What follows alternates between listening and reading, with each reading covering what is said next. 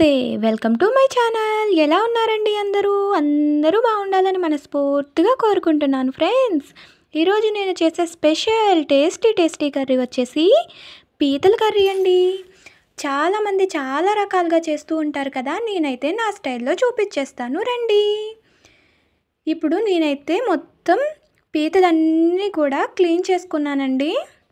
ఆ క్లీన్ చేసుకున్న పీతల్లో కొంచెం పసుపు సాల్ట్ వేసి బాగా క్లీన్ చేసుకోండి. ఎలా చేయడం వల్ల నీచు వాసన అనేది పోతుందండి. మరియు డెక్కలు ఉంటాయి కదండి, నేనైతే మండపీతలు తీసుకున్నాను. మండపీతలకి డెక్కలు పెద్దగా ఉంటాయండి. ఆ పీతలు డెక్కల్లోకి ఉప్పు కారాలు వెళ్ళక చప్పగా ఉంటాయండి. అందువలన వాటికి ఘాట్లు పెట్టుకోవాలి. కొంచెం ఏదైనా పెట్టి కొట్టాలండి, అటు వల్ల ఘాట్లు పడతాయి, బాగుంటుంది. పీతలు క్లీన్ చేసుకున్న తర్వాత మనము ఆనియన్ పేస్ట్ రెడీ చేసుకుందామండి.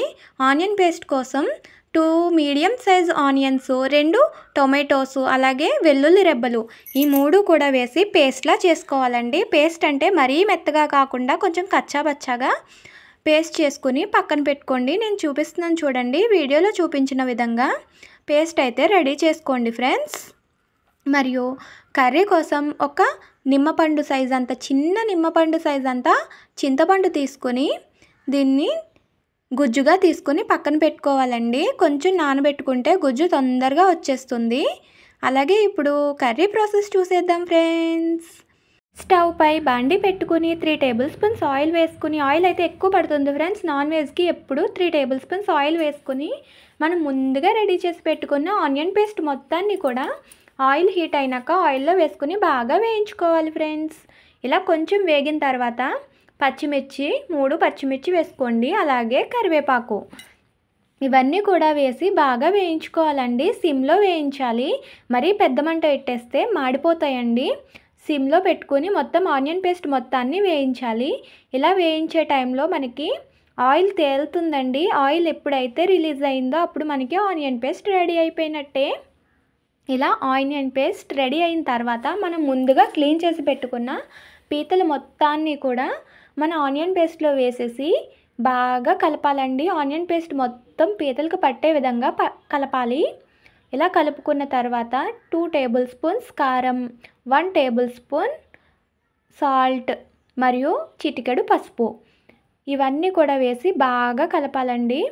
ఈ ఆనియన్ పేస్ట్లు, కారాలు, ఉప్పులు మొత్తం అంతా కూడా పీతలకి బాగా పట్టే విధంగా ఒక 5 మినిట్స్ అయినా సరే బాగా కలపండి. నాన్ వెజ్కి కారం ఎప్పుడు ఎక్కువ పడుతుందండి, మీరు అడ్జస్ట్ చేసుకుని మీ రుచికి తగ్గట్టుగా వేసుకోండి. నేనైతే 2 టేబుల్ స్పూన్స్ వేసాను. ఇలా బాగా కలిపిన తర్వాత గ్రేవీ కోసం వాటర్ పోసుకోవాలండి. నేనైతే 1 గ్లాస్ ఆఫ్ వాటర్ వేసాను. మండపీతల్లో వంకాయ వేసుకుంటే మరీ టేస్ట్ బాగుంటుందండి. నాకైతే ఇప్పుడు రెడీగా లేదు, అందుకని వంకాయ వేయలేదండి. మీరైతే కంపల్సరీ వంకాయ అయితే వేయండి. ఓన్లీ 1, ఎక్కువ వేసినా టేస్ట్ మారిపోతుందండి. ఒక్క వంకాయ వేయండి.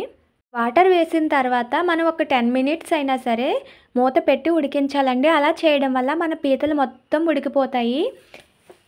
ఉడికించిన తర్వాత మూత తీసి చింతపండు గుజ్జు, ముందుగా రెడీ చేసి పెట్టుకున్న చింతపండు గుజ్జు మొత్తాన్ని కూడా కర్రీలో వేసేయాలండి. మండపీతలు కదండి నేను తీసుకున్నది, మండపీతల్లో గుడ్డు ఉంటుందండి. ఆ గుడ్డు నేను ఒక పీత డెక్కలో వేసుకుని కూరలో వేస్తే మొత్తం కలిసిపోతుందండి అందువల్ల ఇలా డెక్కలో వేసుకుని మొత్తం పైన పెట్టానండి. అది ఆవిరికి కూర వెళ్ళి బాగా ఉడుకుతుందండి. కూర చూడండి ఆ గుడ్డు మొత్తంలోకి వెళ్ళింది. ఇలా కూరలో కలపకుండా ఇలా పెట్టడం వల్ల విడిగా తినడానికి బాగుంటుందండి. ఇలా పెట్టడం వల్ల నీట్గా చాలా బాగా ఉడుకుతుందండి, ఉడకకపోవడం అంటూ ఉండదు. ఇదైతే నేను తీసి పక్కన పెట్టేస్తానండి. ఒక 10 మినిట్స్కే ఉడికిపోతుంది ఇది ఆవిరి వల్ల. నెక్స్ట్ మన కూర కూడా వెళ్ళి ఉప్పు కారాలు పట్టి బాగా ఉంటుందండి గుడ్డు.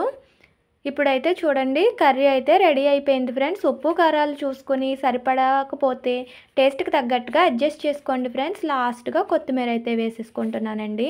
కర్రీ అయితే రెడీ అయిపోయింది. మీరు కూడా ఒక్కసారి నేను చేసే విధంగా ట్రై చేసి ఎలా వచ్చిందో కామెంట్ చేయండి ఫ్రెండ్స్. ఇప్పటి వరకు వీడియో చూసిన ప్రతి ఒక్కరికి పేరు పేరున ధన్యవాదాలండి.